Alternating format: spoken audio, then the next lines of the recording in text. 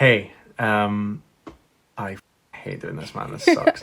Okay, well that was the intro. How do you do like an intro? I don't. That was the that intro. sucks. Don't do that. So, yep. Now we're going. Oh, We're going. sure. Yep. Yeah, whatever. I'm Jacob. I play D&D. I also DM D&D a lot more often than I play. I've been playing D&D for about, 5 years now. I think I can bring something to the table when talking about this kind of stuff. Thing when we did our podcast episode a while back that we both enjoyed doing the most was D&D horror stories, and Yes. it's all over TikTok. It's all over YouTube. D&D horror stories are way too much fun, and considering what you do with your channel, but also the conversations you and I have on our day-to-day life, I think we love getting into the nitty-gritty of any kind of controversy or things like racism, misogyny, etc. that could be found into just everywhere in the D&D community. I think we can bring a somewhat unique perspective as well, because both of us are going through academia right now. I'm in university and I'm doing primarily focused on history and criminology, which doesn't always come into play with D&D, but it's great for lore. It's fantastic for that. Jade, yourself, you're also in college right now. You're in second year? Why are you questioning that? You know that. Yeah, I know. I was just kind of trying to tee it up so that you could talk about it. I mean, there's not much to talk about. Yeah. Yeah. Yeah. I don't know. Well, we're both doing social sciences, which intrinsically involves us doing social things and talking about people interacting, and that is D&D to a T. It's all about group dynamics, sometimes relationship dynamics. We'll get into that a little bit later. It's important to understand how people work and how dynamics can change and shift as experiences are had. So I think that brings a little unique lens for talking about things like this. Yeah, sorry, I was putting an eyelash on my Hello Kitty. Right. Yeah. Yeah. Brilliant. It's needed. I forgot I've got eyelashes on my PlayStation. Oh my god, so you do, yeah. There's a stash of eyelashes on my bedside table because they're taken off late at night and just left there, and they're growing. They're becoming a community, if you like. I'm not actually even wearing any right now. Good. I mean, your eyelashes are fantastic anyway, so. They're falling out.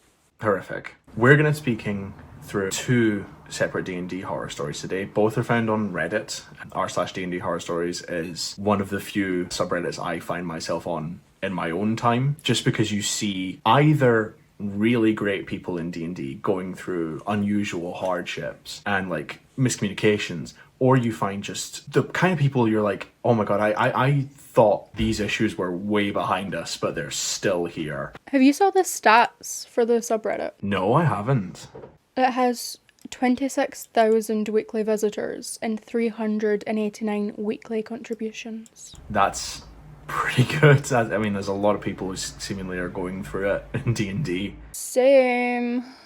Today we're going to be speaking through, firstly, a D&D horror story that's very much about difference in personality and difference in kind of, I guess, power dynamics in a social group, about who feels as though they're entitled to more attention or more say in a scenario, by user Toby1941, and it's titled, So a Pick-Me's Attempt to Hijack a D&D Game led to them nuking their own Discord server and banning us without telling the DM.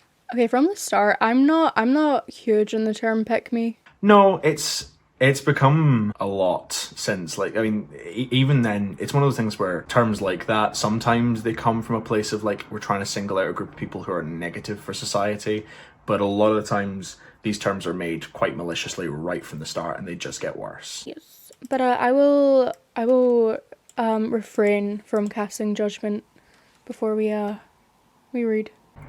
Do our best to do so. Titles can be deceiving.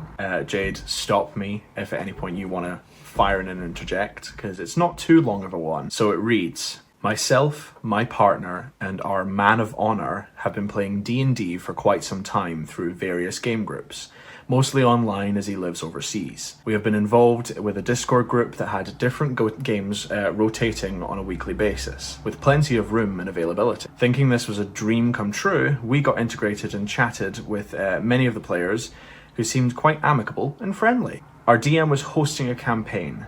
he had been working very hard on, and as we all sat down, he laid out the rules for allowing people and characters' scenes to go uninterrupted if you are not involved.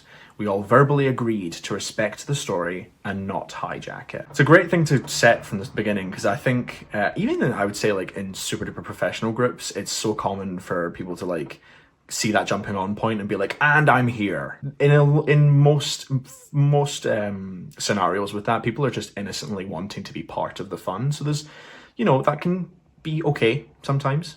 I also feel like, just from respecting other players' standpoint, I know, like, a lot of times when someone's having a scene, it's hard to just sit and listen. People want to, like, make their own little scene hand in hand at the same time. I actually think one of the best things to do is, if you're at a table and you're a player and a scene's occurring where, like, two characters are having a heart-to-heart, waiting until then you're having your moment. It sometimes can come across in a way of like, oh, well, I've just seen someone do a dramatic scene, so now I want to do one. But it can be great to parallel other players' scenes and stuff, because being able to do like two scenes where like several players are involved that have like a thematic mirror to them can be super duper interesting. Over the 2 sessions we had, 2 is not many before there's a problem coming up, this rule is clearly not followed. One of the group, a young woman who is very outspoken, we'll call her M, seemed determined to make the game about her own character. M was involved intimately with the main NPC's plot, seemed to know everything about both in character and out of character, and already positioned herself as the leader of the team without consulting the rest of the players. Normally this does not affect me, as I am more comfortable in a Lancer type role in narrative-wise. It's totally okay to not want to take the lead and like a leadership role specifically. Like, everyone deserves their limelight, everyone should equally split the time. It's 100% okay to like not be wanting to be a leader, but also if someone in the party wants to be like, hey, I'm gonna take charge, you gotta have even the briefest conversation with everyone, being like, hey, is it okay if I'm like, can I take the leadership role here? Is that something that's open? But also, it's hard to judge that because we don't know what the rest of the players are like. Yeah, that's true. Because they might be a bit more shy and not actually willing to take that initiative. Yeah, absolutely. I think a lot of the time you want to speak to players, especially if you're the DM or something, but also player to player. Like, that's something players themselves need to decide. It's not to a DM to turn around and be like, you're in charge. It's something to talk about, but also for all players, you should go in with the open mind of like, I maybe have built a character who's great to be a leader, but they don't have to be, unless that's like a session 0 pre-campaign, we're doing this group and one character like needs to be a leader for XYZ reason, who really wants to do that, etc. These are just hypotheticals though, but in the grand normal game, like, it's okay to take a step back, it's okay to take a step forward, but it's gotta be talked about. What made this an issue was how M and her clique quickly began taking over everyone else's scene, cutting in during important character moments, and even begging the DM for romance scenes immediately after my partner and I were congratulated for a well-improvised dialogue scene. If the campaign did not revolve around her specifically, she would often be found talking over people and cracking very inappropriate jokes mid-speech, destroying the flow of the game itself for her own amusement. It definitely made our trio feel a bit uneasy. M had a history of backseat GMing, metagaming, and has been reminded by the group to wait for many other campaigns, as we'd find out later from the group. Okay, there's a couple of D&D horror story keywords there that have come up. You go first. I mean, I don't really know where to start. I mean, that kind of ties into what I was saying earlier of, I think a lot of people struggle when it's not their character directly involved in something. I don't know if that's just because of like, I don't want to say ignorance, but just like a lack of awareness. Yeah, I don't want to say too much.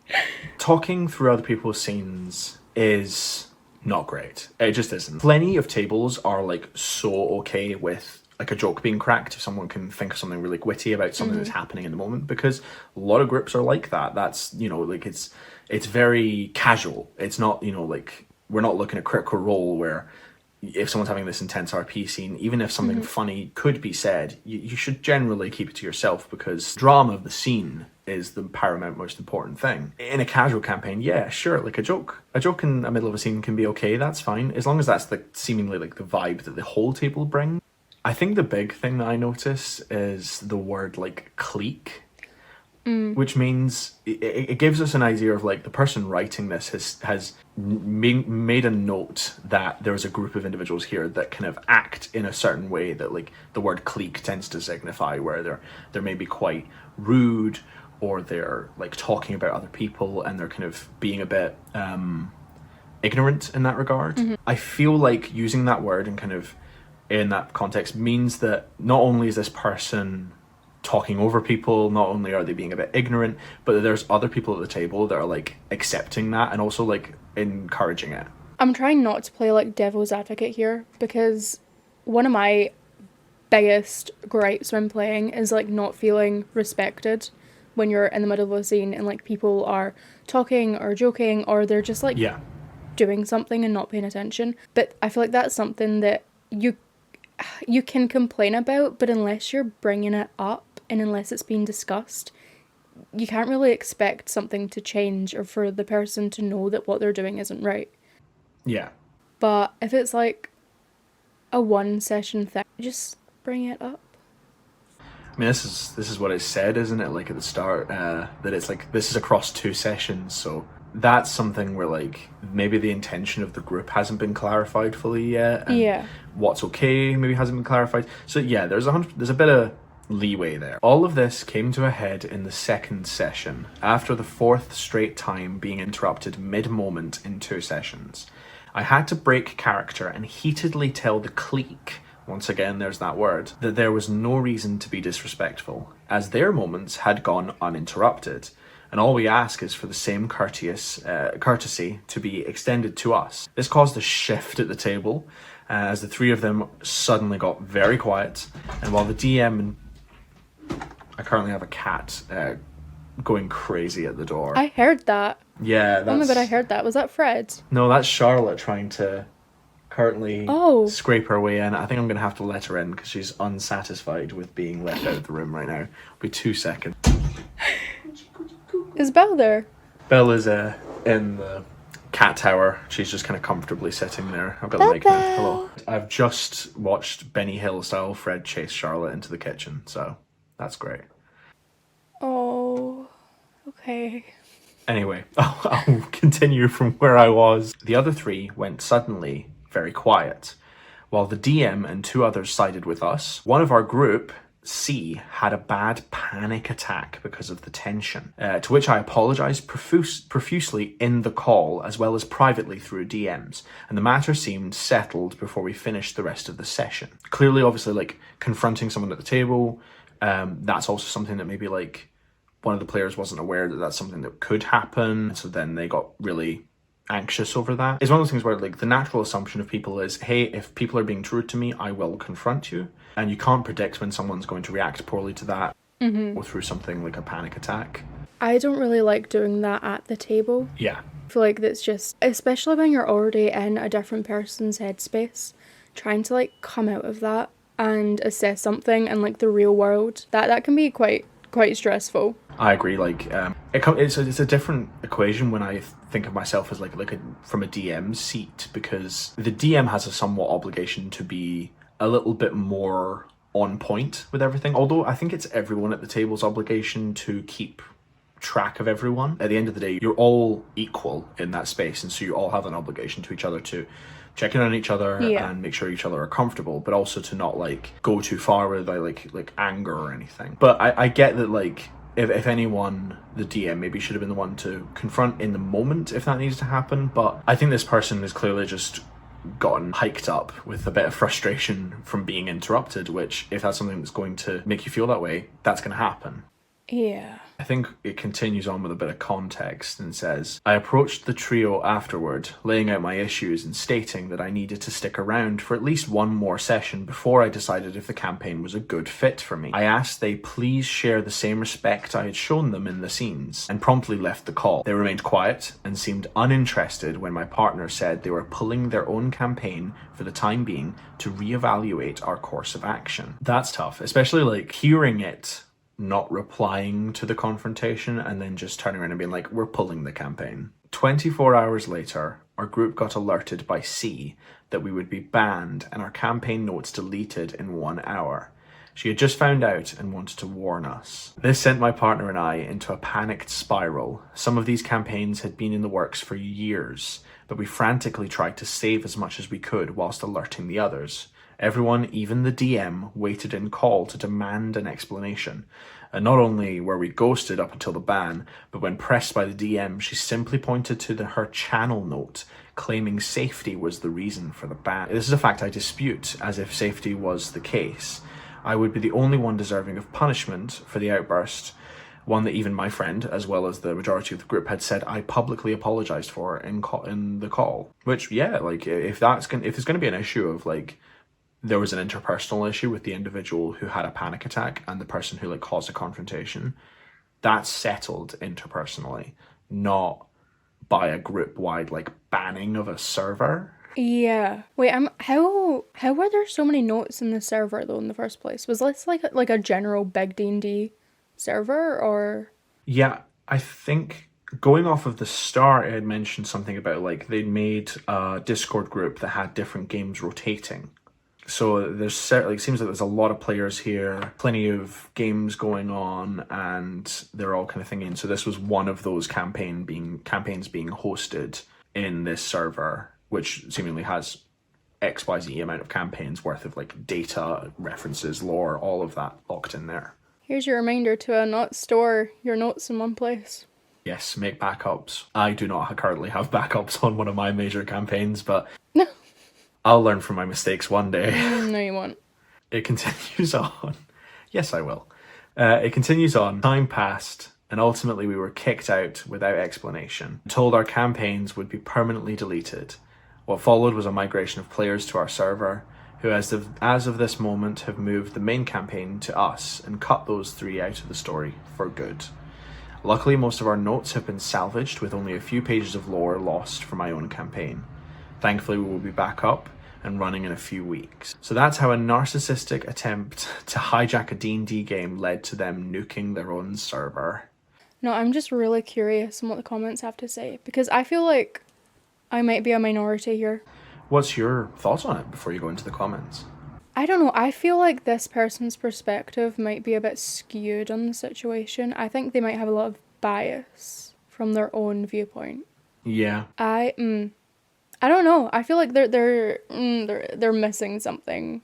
I feel like there's a lack of context as to the, like, interrupting moments themselves, but also just, like, how was this person acting in general? Like, why did this group start if you believe them to be cliquey, you know? Because it's a very quick assumption to make about someone. I mean, once again, we're not at the table, and with any of these horror stories, we've got to take a grain of salt of we're working with limited knowledge of the full situation, but from what this person said, there's an element of, oh, you know, I can see that you, like, the XYZ things have caused frustration for you, but what was done preemptively to stop it other than just, like, a loud confrontation at the table? Sorry, I'm just going through some notes here. No, not notes, sorry. Comments. Someone did leave a comment saying, how did years of notes wind up on her server? Were you gaming with her before? If so, had she acted like that before? And they responded with saying, no, we had been there about a year. My partner and I had gone through a fire recently where she lost her laptop, so all her files for her campaigns were on this Discord. Thankfully, she managed to get them all before we were banned, so only I lost out on some of the lore. Yeah, that adds a bit more info there. That's not an ideal situation at all. That's very awful. Still, it's strange, especially because it if they had the means to then like do the banning and everything, so clearly this was like their server. I'm not blaming the people who came into the server necessarily, No. just saying like it's one of those weird situations where I don't think necessarily these other individuals are like bad people. Like the random banning and stuff, that's pretty damn extreme out of nowhere. But there's also an element of this should have been ironed out in like a conversation, but I don't know if either individuals and like who was more or less likely here to like start that conversation, because it seems like both it was either the so-called cliquey people who didn't want to really talk at all, or the person making the post who kind of didn't manage to like communicate effectively and instead kind of led to like a confrontation kind of thing. That's the frustration with D&D, and especially with like people. Is like it's not like a workplace where you're all held in with like rigid rules of how to handle things with each other, unless you're in those groups that have tons and tons of I don't want to say red tape, but a bit more of like a bureaucratic understanding of how to engage with this thing. But a lot of the time it's groups of friends or people who don't know each other very well, and they're kind of navigating it based on their own social norms, and so then there could be some friction there. Tough one, to be honest. It's one of there wasn't a clear-cut hero and villain of like a story here. This was individuals who clearly don't mesh well. I do think at the end of the day, the person posting wasn't massively far into the wrong, because like frustration got to them and then they had a conversation, and that's okay. That does happen. That's human. Then they made it like they reached out and spoke to them and basically said, hey, like respect my shit and don't be awful and like interrupting me, please. I don't interrupt you. And then I think it was on the clique people to then go, okay, they don't like being interrupted, we should just continue without doing that. That's how it should have gone, but it went the way it went. And that's the tough part of D&D horror stories, is that a lot of times they don't get the happy ending. My chair is currently sinking. If you're looking at my camera, I'm slowly getting shorter because my chair is sinking. I'm currently in my parents' living room using my stepdad's like desk setup to film from, because Jade's in my bedroom using her setup in my bedroom. And we need to be in different rooms for the mics to work. So I'm on a old desk chair that seems to want to sink after too long of me sitting on it. I'm very comfy. Well, that's good at least. Well, as long as one of us is comfy, that's important. We've kind of actually ended up speaking about that first one a bit longer than we anticipated, so we're actually going to save this other one for another conversation in another video. I think we'll learn quick enough that our issue is that we have a lot to say about even the smallest things. Sure. I felt like I talked a lot, and I quite like it. I'm so used to being the one yapping for like half an hour straight. It's nice to just not do that. Who is going crazy outside right now? I'm not sure. I think it's Fred. I'm hearing... Yeah, it's Fred. Nice. He's going schizo mode. He's going crazy. Okay, so we've spoken through a D&D horror story. Talks about some social interpersonal connections. Those academic pursuits are coming in handy, I guess. But yeah, one of a weirder one, a bit harder to kind of determine. We can't just sit and point fingers at the one bad person in the story. So a bit more complicated, a bit more. I also want to say like a bit more normal. It's very like that's quite a common thing that happens, is weird interpersonal stuff. Some of these stories, sometimes it's like actual the devil incarnate, and it's like, this person burned my house to the ground and they slaughtered my firstborn and took my wife. Slaughtered my firstborn. Nice. I don't know. What would the devil do? I feel like I've read titles like that. Yeah, I feel like I have too. I mean, everyone. It's like, not to say that to devalue the stories themselves, but I feel like a lot of the time, D&D horror story like Reddit titles or any subreddit titles are like YouTube thumbnails or something. It's always like, the worst psycho in the universe was a player in my game, or massive racist ruins campaign. Like, it's always a big thing. You have to do it though. Oh yeah, people won't read if it's not an interesting title. Yeah, we've we've covered a D&D horror story in a video. We'll do another one soon, I hope. We'll get quicker. We'll get quicker. We'll get better. We'll get quicker. I won't waffle as much. You're still learning. I'm still learning, yeah. You have the experience when it comes to video making right now. Thank you very much for watching, if you have, and if you're still here at the end, well done for dealing with all the waffling. I hope it was somewhat interesting or controversial or fun, and if you want to see more of videos similar to this, planning on making a multitude of different kinds of videos. I want to stretch my wings out and see what feels right to do with this channel, but for now we're going to be doing some fun stuff like D&D Horror Stories because it's something both me and Jade really like doing together. If you have your own D&D horror story, if you've got an experience or something that you want to tell, go into the comments, tell us your story, give us a rundown, and if it's, you know, good and interesting, I'm sure we can make a video about it. I think that'd be really fun. So yeah. I'll do my obligatory plug because Jade's here.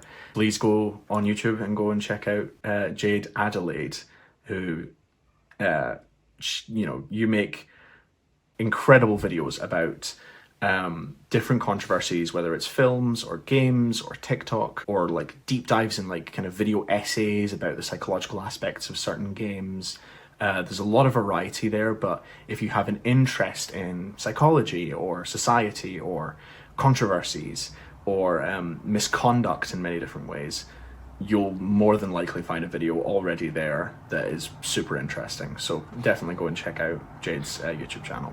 Thank you. I think most people that will be watching this came from my channel anyway. More than likely, yeah. They'll have come from like your Discord server or something. They'll have seen a message being like, hey, we uploaded a video together.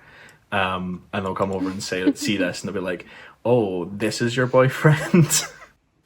What? Well, what do you mean by that? You're like stunning. Anyway, what are you making me for dinner? I'm hungry. What am I making for dinner? It's not even 4 yet. Oh my god, it's not even 4 yet. I'm so hungry. It's not 4 o'clock. I'm also starving right now, and I really want a pizza. Can we get a pizza? I mean, yeah, I don't see why not. I love you. I think that's pizza secured now. Yippee! Oh, me too. Yippee! Okay. Come on, we gotta go get the pizza. Okay, well. Okay, we should end recording so we can go get pizza. Okay. Pizza time. Are you saying bye? Thank you so much for watching. We're gonna go and eat pizza now because that's been decided. So, pizza time. Thanks. Bye. Bye.